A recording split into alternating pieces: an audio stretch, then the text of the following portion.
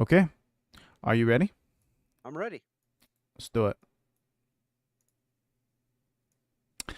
All right, what's up, ladies and gentlemen? My name's Charlie. I'm here with Dr. Miller. We are your Christian local experts on near-death experiences, deathbed visions, and anything like that, you know. And we try to make these episodes interesting, easy for me to say, so that you guys can have a good time both learning and checking out some of these experiences. Now, what we want to do today is Steve is going to be primarily going through 12 lines of evidence for near-death experiences.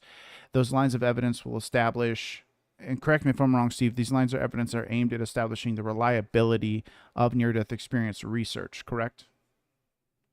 Well, just the authenticity of what's going on here. It's not just I think most everyone accepts that people are having these experiences. The question is, are these experiences with the other side, or are they just hallucinations or some type of vivid dream?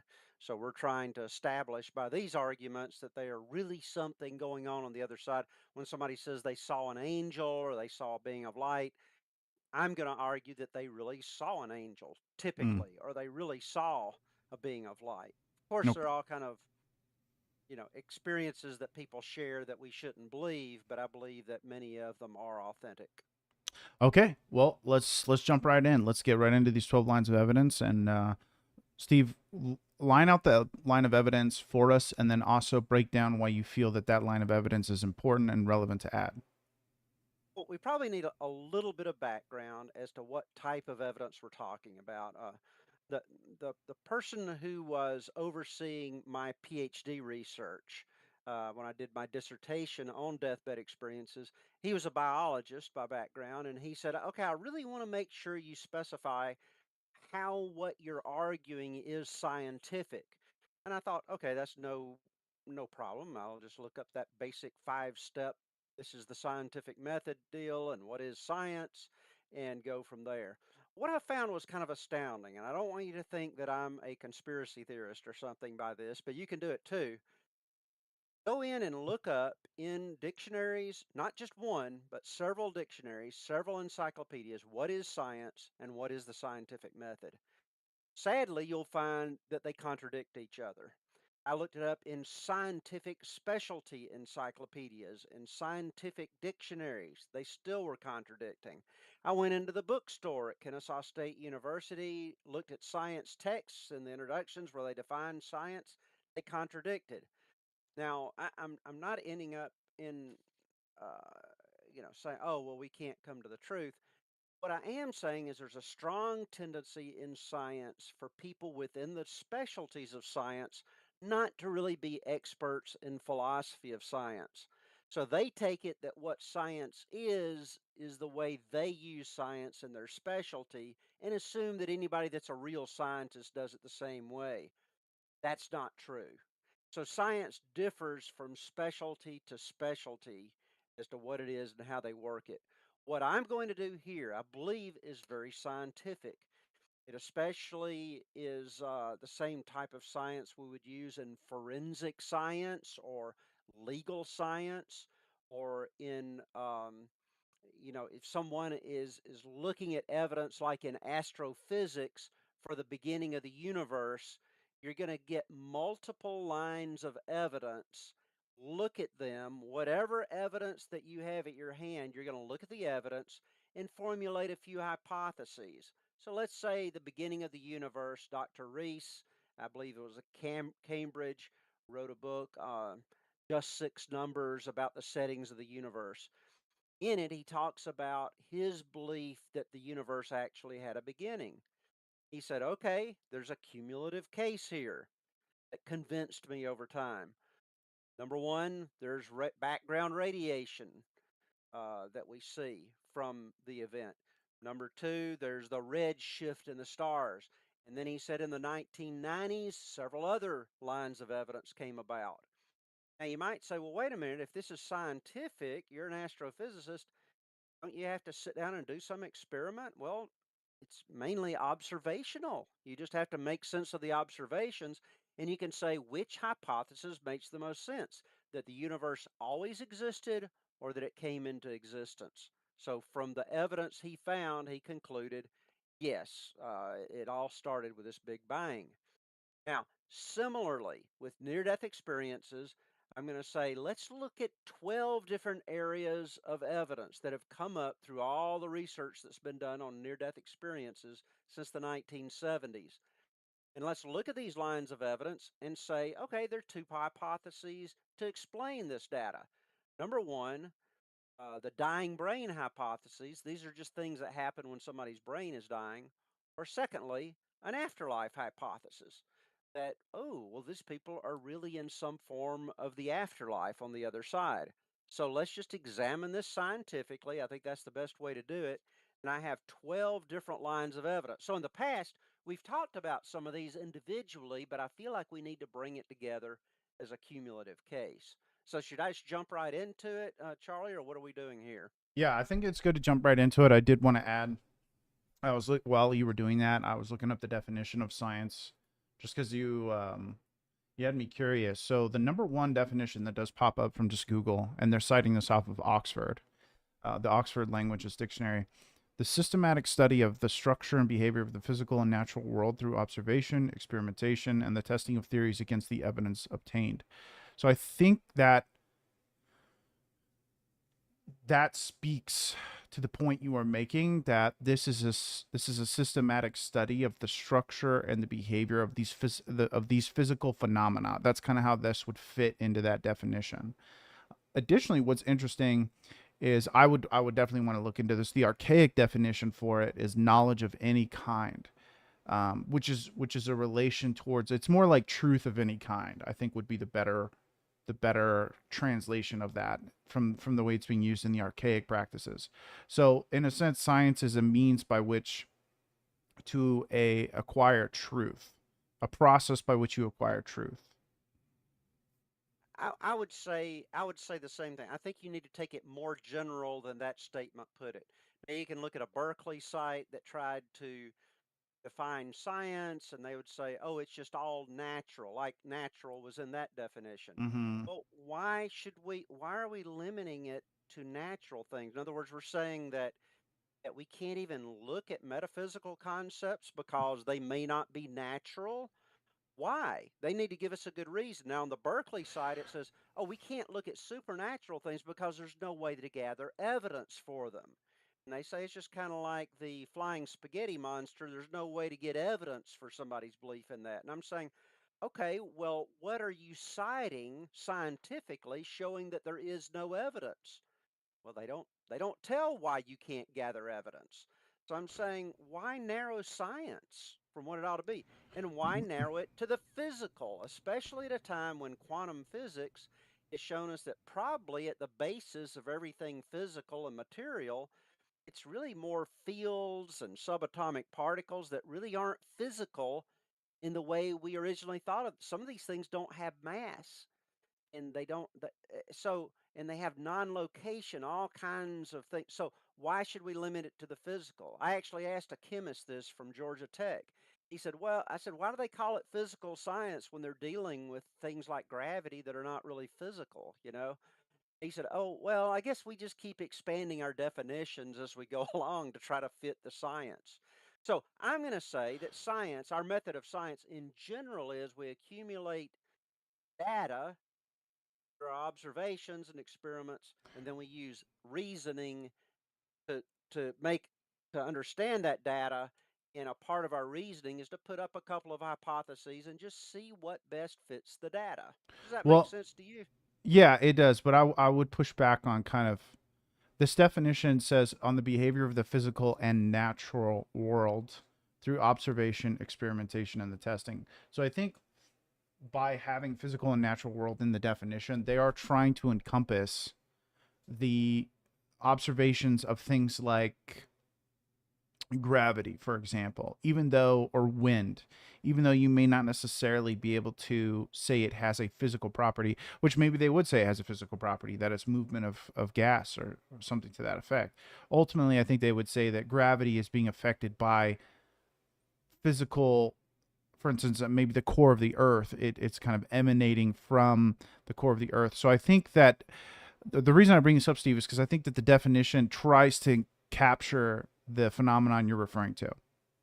let's give them benefit of a doubt. This is something that we see happening in the natural world.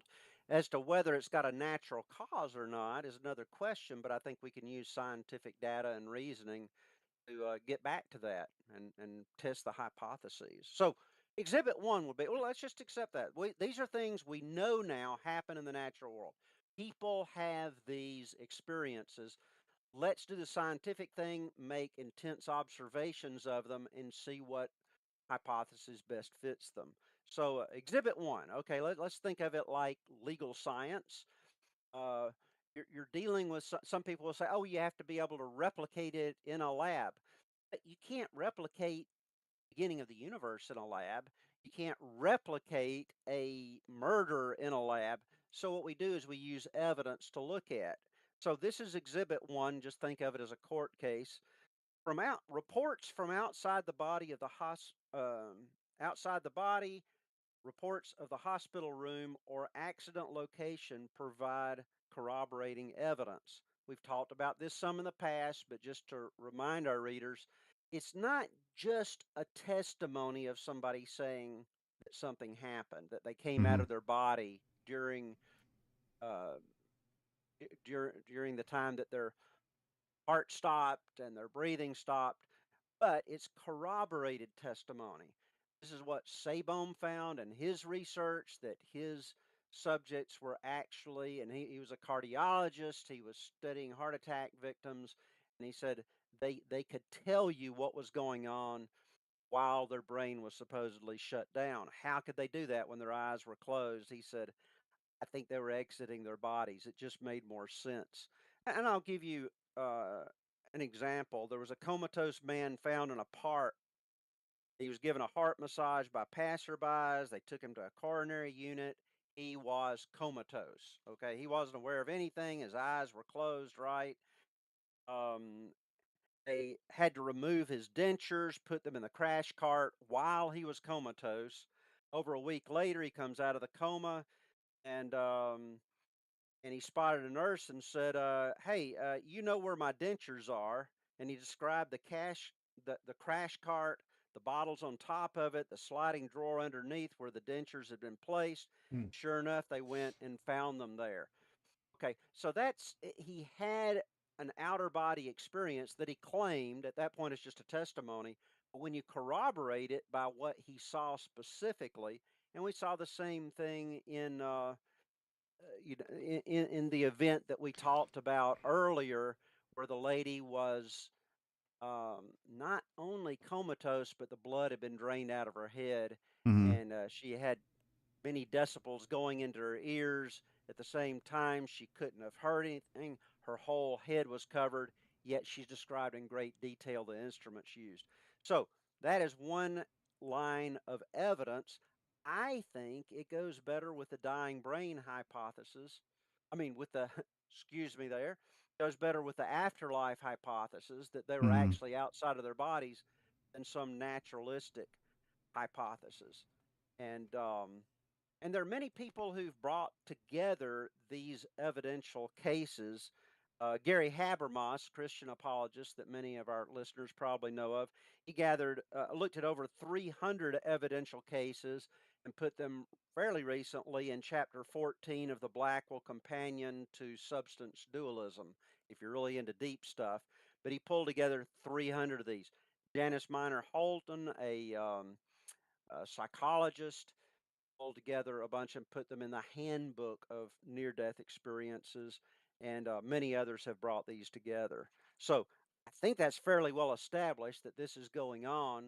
Many cases done by researchers, and they're seeing things that they shouldn't have been able to see when their brains were shut down, even things in other rooms that were happening or at home. So let's review the line. So the line of evidence Okay. here, number one, is out of body experiences that are corroborated by evidence of the location of objects that were changed, their locations were changed while the person was comatose, yet they had knowledge of the changing location of these objects or even the tools that were being used while they were under. So it was basically gathering this information while they were under, and then the OBE is then corroborated by someone else who was awake during the experience, awake and conscious. to say, yes, in fact, that is true and accurate. Right, and they may have known of conversations that were going on out in the hallway or in another room nearby or at their home. So there's corroboration that they were actually outside of their bodies. Okay, let's move to line number 2. Uh, Exhibit number 2, near-death experiences report enhanced mental functions while their brains were severely compromised. Mm-hmm. Now, I'd say that Tim Van Lommel is a real good one to look into this one. He wrote a book called Consciousness Beyond Life.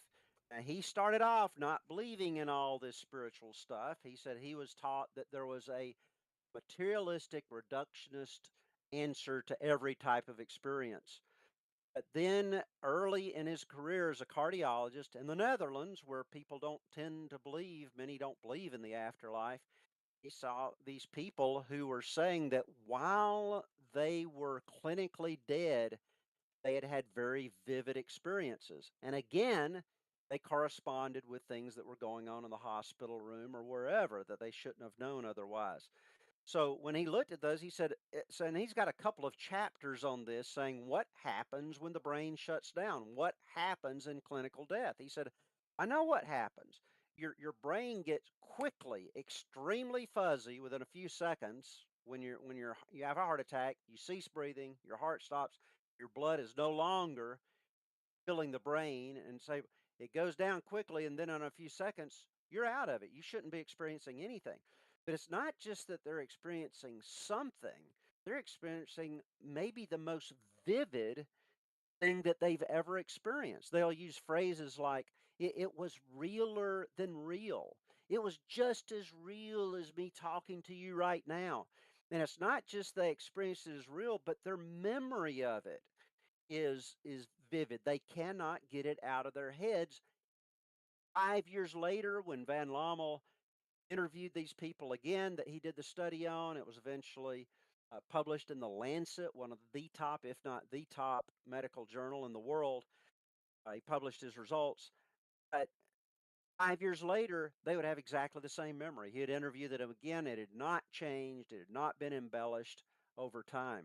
So how is it laying down a perfect memory? How is it that they have this extremely vivid experience when their brain should be shut down?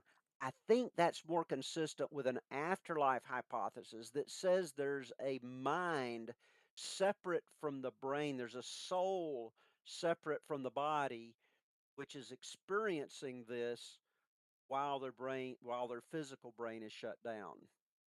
This part So of that's exhibit number 2. I think that makes more sense with an afterlife hypothesis than a dying brain. If the brain is dying, yeah. obviously it's not working at its optimum. Yeah, and why would they have an increased level of clarity when that should be the most fuzzy, that should be the fuzziest part of it?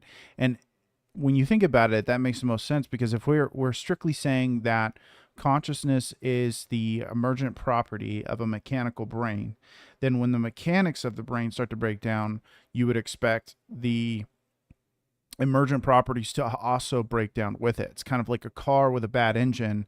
You're not going to expect that car to get faster as the engine gets more and more broken down. And so therefore it makes sense that the afterlife hypothesis would be the best explanation. And it always makes you think about the Matrix. And after studying near-death experiences, the Matrix Everything was... makes me think of the Matrix. If you haven't Yeah. seen it, only about half of my students seem to have seen it now. When I Oh my goodness. If you haven't seen the Matrix, see the Matrix. That illustrates everything. Yeah, I feel like the Matrix was way more prophetic than it was given credit for. And especially with dualism, I feel like the Matrix is just a fantasy representation of dualism, in the sense that, you have a spirit that separates from the body. And so the Matrix is kind of this perfect illustration that it's like you have to get out of the Matrix to get to reality, to what's really going on. And it is the complete parallel of the Matrix is this life right here, the life we're living, and then getting out of it and seeing what's actually going on, and we're just being used as batteries. Like, there's this battlefield going on outside of us, and that's the real battlefield. but the Matrix is real too. It's like, oh, if you die in the Matrix, you die. So it's like it's a really cool fantasy realm that kind of bridges the gap here. But ultimately, I'm just saying that I always think of the Matrix in the sense of like when Neo wakes up and he's like, he sees all this crazy world. Imagine trying to go back down and describe that world to people in the Matrix. They would think it was completely absurd. So I always think of the Matrix. If you haven't seen the Matrix, definitely see it because you're gonna be like, oh my gosh, I see exactly what he was talking about and the Lots parallels. of parallels there. We're way too into the Matrix, I can Yeah, tell. yeah, yeah. But what this does It's a great bring up movie. is what would it scientists talk about in their evidence when they're weighing hypotheses? What would a certain explanation predict? So, in other words, if there was a beginning to the universe and a Big Bang, that would predict that there might be radiation still coming from it today. That would predict there might be a red shift in the stars that are still moving all outward and the universe is expanding. Similarly, if this is just a dying brain, that would predict that if they have any memories at all during that time, they'd be extremely fuzzy when they're going down and coming out of it, and there wouldn't be any memories at all from anything going on while they're clinically dead. Mhm. Afterlife hypothesis would predict that, hey, maybe some things are going on with our minds that are still fully functional without the body. So Right. let's look at number three. That's two exhibits. Yep, yep, yep. Now, three, we're building a cumulative case here. Exhibit three, the presence of remarkably consistent yet unexpected elements are not what we'd predict from a psychologically induced dream state. Now, if you think that a near death experience is not really something that's going on outside of the body, you got to say it's some kind of a dream state or it's some type of a hallucination. But when we look at hallucinations and when we look at dreams, they are almost infinitely varied. And I just started every morning. I can remember my dreams for just a few minutes. I started writing them down when I woke up. They are just so varied. And I don't want to go into all of them, it would bore you. Now, they are things that I can easily describe to you. None of them are ineffable. I'll just say, okay, here's what happened. I was at a retreat. I was supposed to speak. I didn't have my notes. I wasn't prepared. I was dressed in a pair of shorts. It was crazy, you know. And those are the type dreams I would have. But these are very different from dreams, from a psychologically induced dream state. Because, okay, so number one, with near death experiences, somebody's about to die, their brain's going down. You come back from it. If it's a dream, it would seem like it would be very much varied. Now, let's say that your idea that you were dying, that you were perhaps dying or perhaps having a heart attack, fed somehow into your dream. And occasionally that happens. We'll go to bed thinking about something and actually dream about it. So, our expectations and our understandings ought to feed into the content of that dream. Hmm. So we would not predict under naturalism, under the dying brain hypothesis, that people of wildly different worldviews in wildly different cultures would have these same core elements over and over and over. Why is it that they feel like they're coming out of their body? They look down and they're surprised to see their body laying there. They see a light coming from the corner of the room. And you know what? There are unusual things about that light that normally something that bright, they would hurt your eyes. But they're saying, it's extremely bright. It didn't hurt my eyes. That's an unexpected element. It's also an unexpected element that in your near death experience, rather than in a normal dream, you're talking to people typically mind to mind. That's unexpected. Why globally would people keep saying, oh, we communicated mind to mind? Or they saw a being of light or saw Jesus that communicated mind to mind.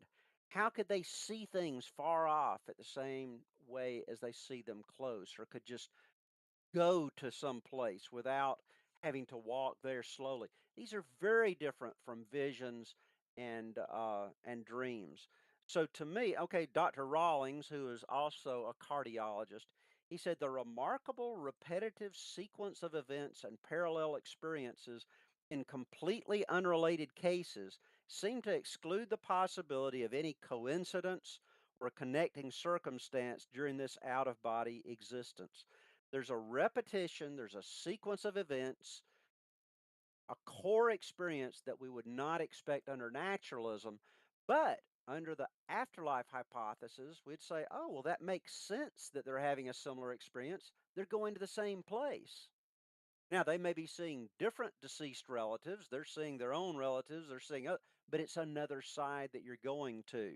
And you have these unexpected details. Um, so I think that just sits better with the afterlife hypothesis. Don't And you? Or do you see any problem with that? no, I think it sits really well into the afterlife hypothesis. Additionally, it's you would think on the dying brain hypothesis that the cultural influence would be substantial in the formation of these, and that's why this sticks out. Is because no matter what culture they're coming from, no matter their wealth background, no matter what religion they're coming from, the structure of the experience remains intact.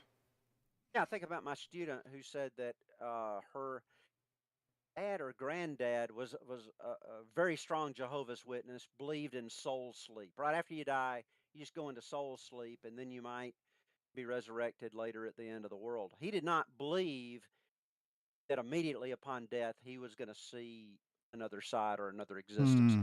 And yet he starts to die and he has a typical near death or deathbed experience where he's excitedly talking to some relative on the other side. Hmm. That's not his expectation. Why would that be similar from culture to culture? So Moody, back in 1975, when he first published Life After Life, he said each of these experiences, they have ineffability. They're hard to explain because they're in another world. Hearing a doctor or someone saying I'm dead, feelings of peace and quiet, hearing a noise, a dark tunnel, coming out of the body, meeting others, the being of light, the life review, the border or limit where you come to where somebody says, okay, now if you go past this, you're going to stay on the other side. Do we want to come back or not? And then finally coming back. He says these elements, we're just maybe not everybody experiences every element in every NDE. Some are Hmm. deeper than others, but you're not contradicting on these elements. Why globally would you have a consistent experience if it's just all in your head, influenced by your expectations and prior beliefs?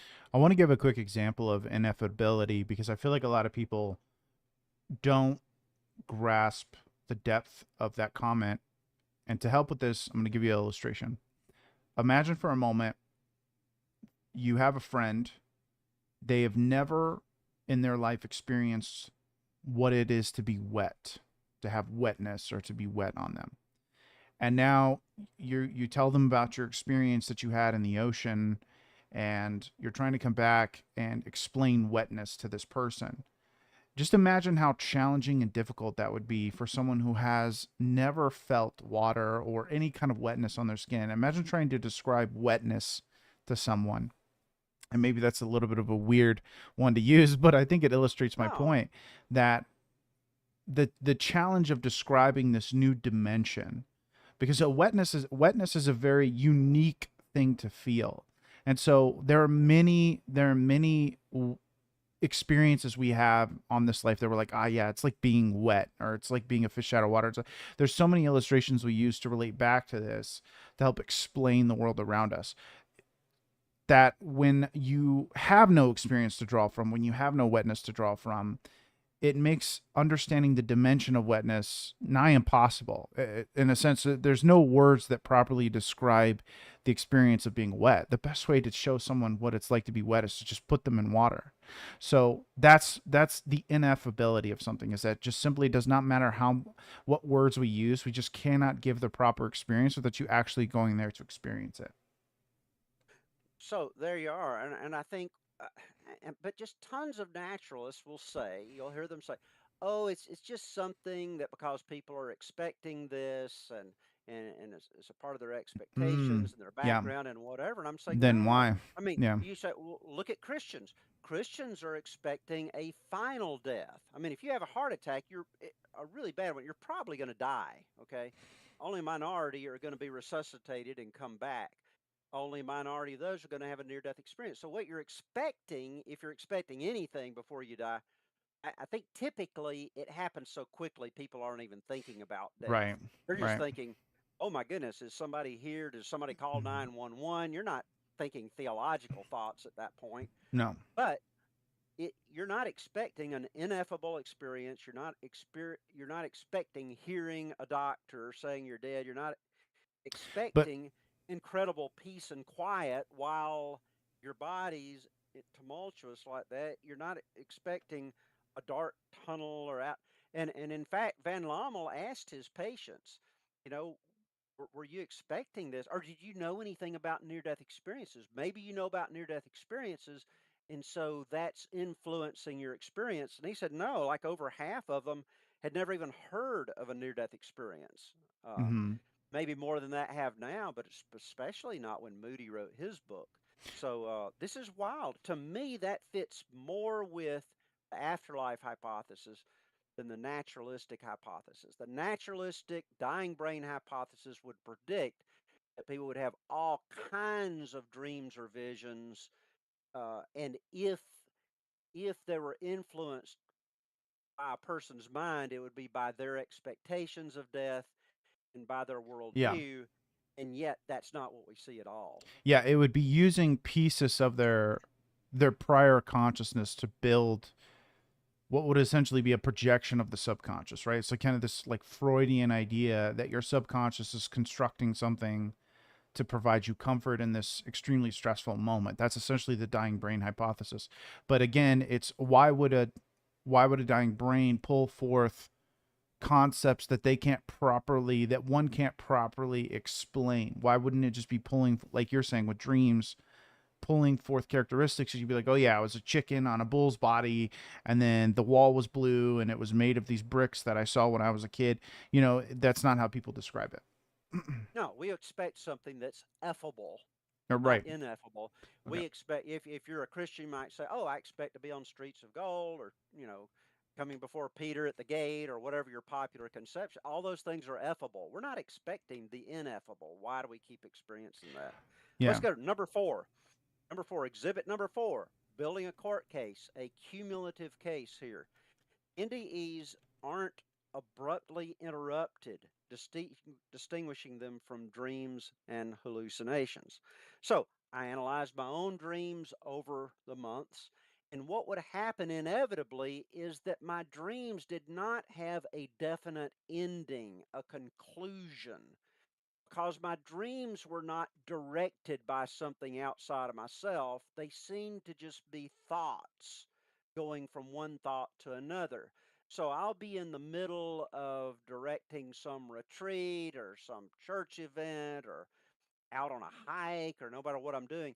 And maybe in the middle of a sentence, if the alarm rings, or in the middle of a sentence, if I wake up, it just stops.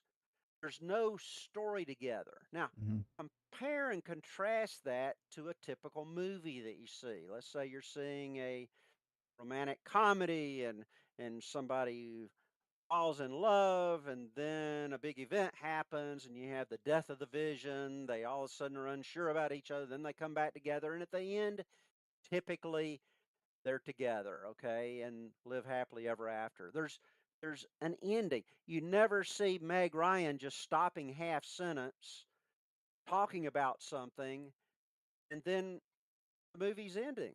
Hmm. Why? Because it's got a director that's directing this thing from outside of themselves. I believe that you got to ask yourself, if it's something that's purely naturalistic, why doesn't it just stop right when you wake up wherever you are? But inevitably, I've never seen any near death experience where somebody says, I was mid sentence and then I came back. Well, that's odd.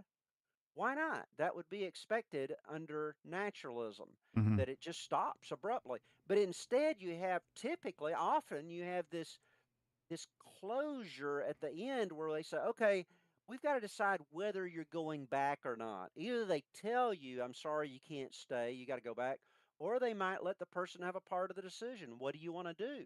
It's wonderful over here. You're outside of your painful body, uh, but also you've got a family to take care of. What do you want to do? You want to come back or you want to stay? Then when the decision is made, they come back and then their heart starts. Well, wait a minute. How did you know? How did your body know to start back right after the story finished? Mm. You know, it didn't. So I think this goes better with an afterlife hypothesis than a naturalistic dying brain hypothesis. All right. Exhibit number 5. Children's near death experiences provide unique evidence. Now, let me just start off with an example of this. So, 7-year-old Katie was found floating face down in a YMCA swimming pool. Pediatrician and medical researcher Melvin Morse resuscitated her in the emergency room.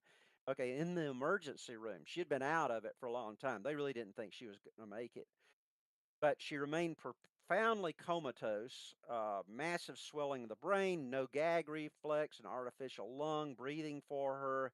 He gave her a 10% chance of surviving, but astonishingly, she made a full recovery in 3 days.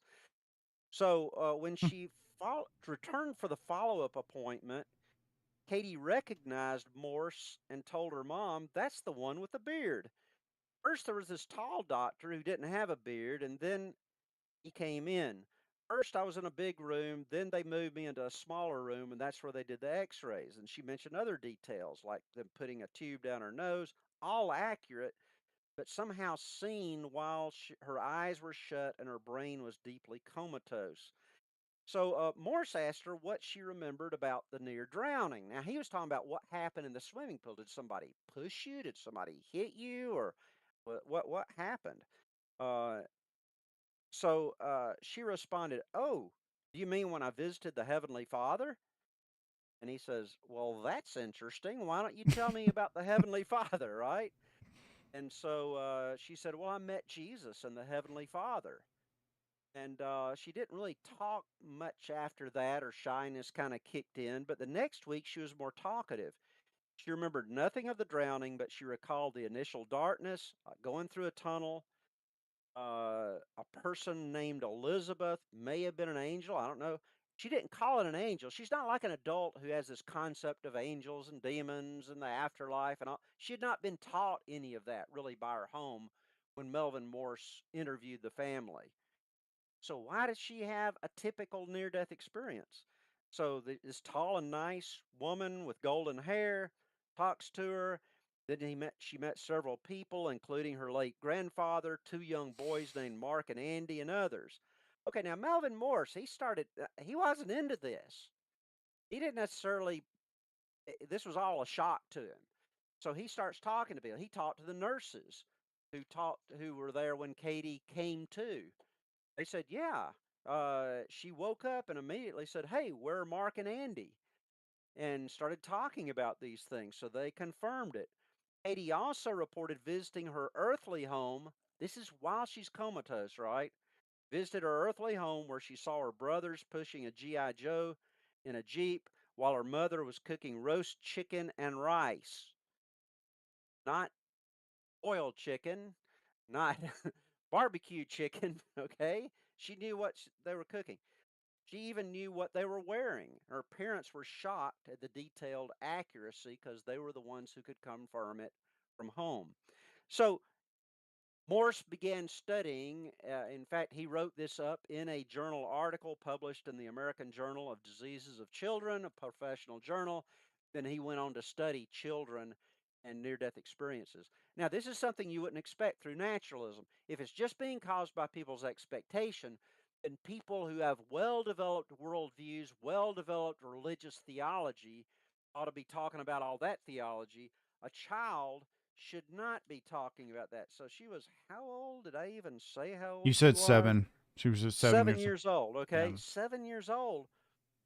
She didn't have an advanced theology, and she was not from a religious home that talked about things like this. There was another child a 5-year-old, who contracted meningitis, fell into a coma. This was mentioned by Van Lommel in his book. So these are not things pulled off the internet or YouTube or whatever. I'm getting them from legitimate sources. So the 5-year-old contracted meningitis, fell into a coma, woke up reporting she had met a girl on the other side who claimed to be his sister. Her She said, sister. yeah, to be his sister. I'm sorry, this was a him, his Oh, okay, sister. okay, okay. And the sister said to him, I'm your sister. I died a month after I was born. I was named after your grandmother. Our parents called me Rietje. I might be pronouncing that wrong. Rietje, short.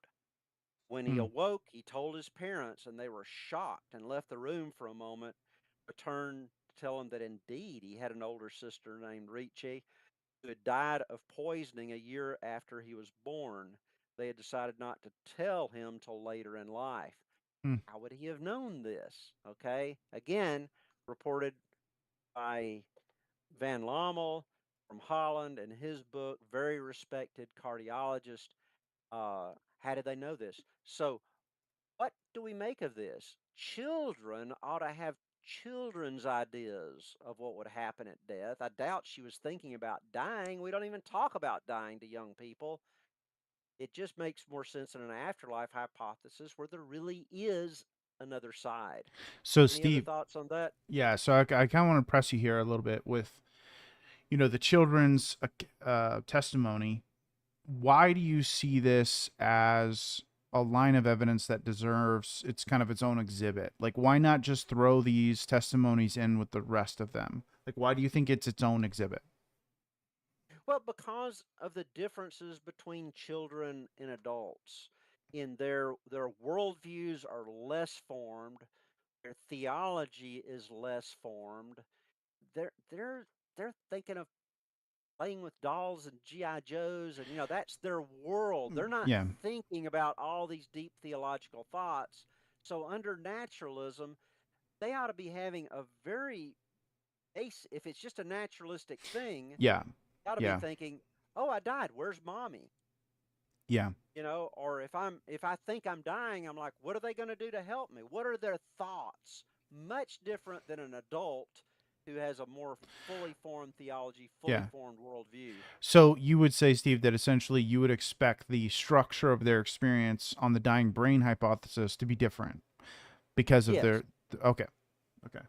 right. That's Now kind of what I thought, but they yeah. do often use different terms, which is expected. Rather than saying, "Oh, this was an angel," they say, "Oh, well, there Yeah. was this Yeah. person with golden hair named so and so." Well, Right. that's just a reinforcement that they're just telling what they Yeah. They're saw. just They're describing not it as they putting much saw it. interpretation on it, Yeah. but No, that it makes just sense. dovetails with what the adults are saying. Okay. We are getting Exhibit number crunched on 6. time. We are getting crunched on Oh, time. well, we So can continue this next week, right? If yeah, if yeah, it's yeah, yeah. I mean, we convenient. have we have we have a few more minutes, but why don't we do line 6 and then we'll pick up from there.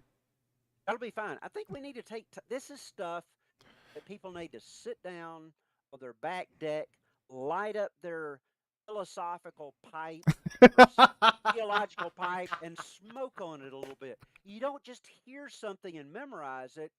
We need to think about these things Yeah. deeply and richly. Exhibit 6, deathbed visions provide corroboration. Of course, I ended up writing a whole book on that. I never knew there was so much research on that when I wrote this first book.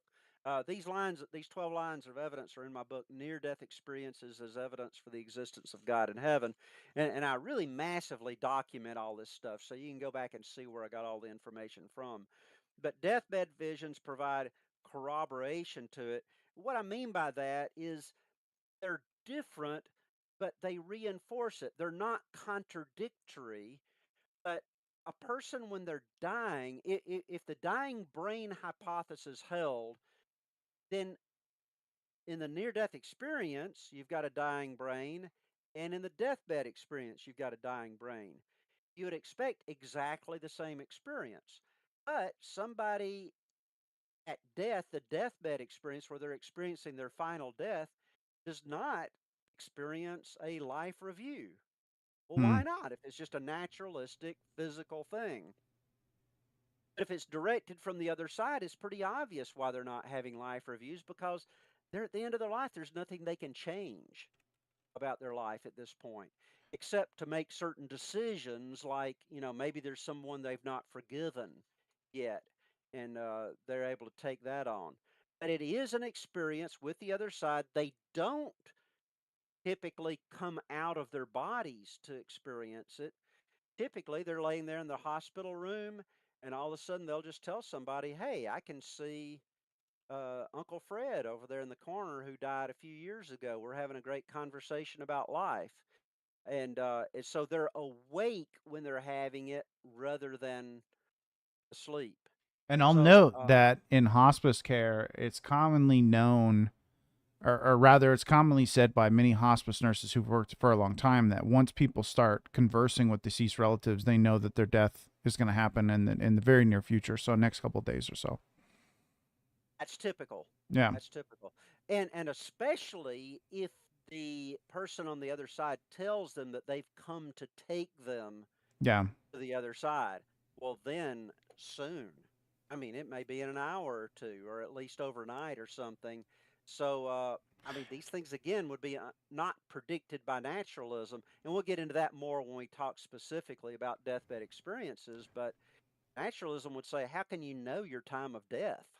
Yeah. And Doctors aren't good at predicting that because they don't know when this person who's got a long-term disease is going to actually pass. yeah. And why are so many hospice nurses from so many different walks of life and different parts of the world, why do they all of them continually note this type of behavior? Yes, it's very common. In that study that I've mentioned a couple of times at a hospice facility in New York, they found over 80% of the patients having this experience. So this corroborates what we see in near-death experiences. They're a little bit different, not contradictory, but both of them show people at a time near death going to another side and experiencing many of these things. Reality, a real personal God, real individuals who have died and gone to the other side.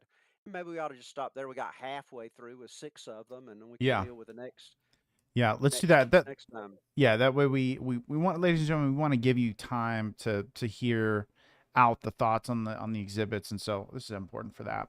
Okay, Light so up that theological pipe and yeah, smoke on these 6 for a while.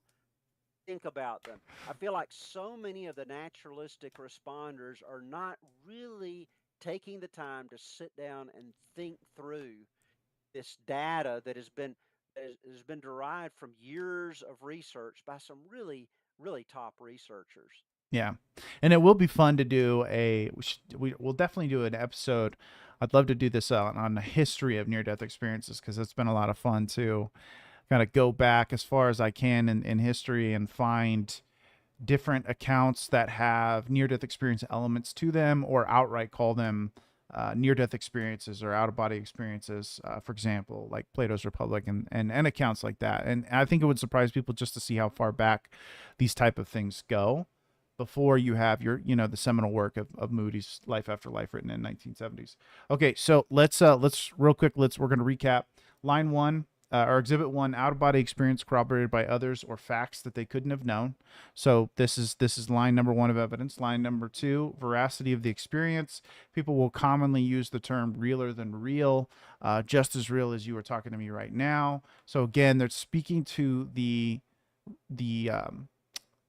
again, veracity is just the best word I have for this, which is they speak to I the. would just say enhanced mental functions Okay. while their brains were still, because we're going to get into the realer than real a little bit later and examine it in more depth. Oh, okay, cool. Line 3, presence of remarkably consistent, unexpected elements. There's structure to these experiences regardless of the socioeconomic background. Line 4, NDEs aren't abruptly interrupted. They seem to have a structured beginning and end as opposed to, say, a dream.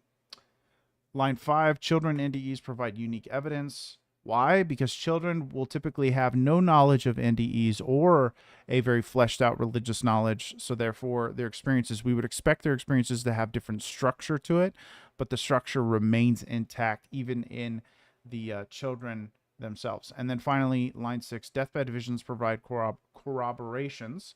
Typically, they begin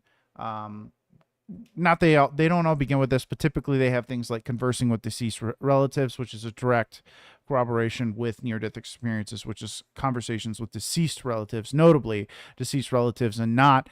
Why is it deceased relatives? Is because deceased relatives are not typically who you would think would console someone. In some situations, you'd expect to see alive relatives, because not everyone has a great relationship with, their They're dead looking for grandma. mommy. Yeah, mom, 7-year-old dad, says, "Where's mom? yeah, Where's dad?" brother, If sister, they're or just wife. inventing a consoler, it's the people that are alive right here around them. Right. And so that's why it's deceased relative constantly being noted, is because it seems to have to be people who have already died and passed on. So that's why that's such an important note. You guys might hear us all the time be like, it's a deceased relative, it's deceased. It's like, that's why it's such a big deal. Because if it's just an experience to comfort you, why wouldn't at least half of these experiencers be seeing a wife, a mom, a dad, a brother, a sister, a child? Why are they constantly seeing people who are dead instead of people who are currently living, if it is just an experience that is consoling them? So that's all the lines we covered today. So if you caught us at the end here, if you jumped in later for whatever reason, just go back to the beginning, watch the episode.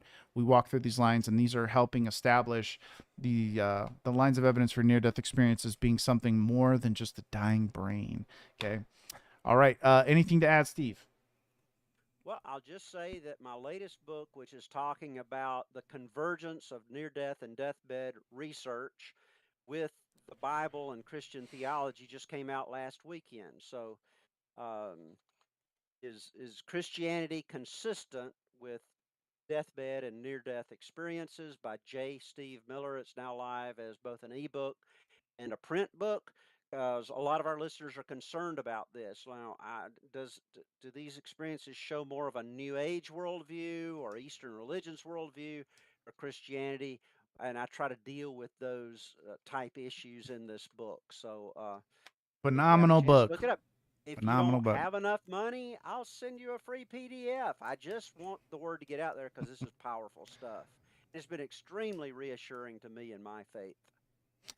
That We're going to leave it on that. All right, ladies and gentlemen, you guys have a great week. We'll see you back here next week, where we'll go through the other lines 7 through 12 and get you guys fully prepared to go into conversation about why near-death experiences are something to be considered. God bless. We'll catch you guys next time.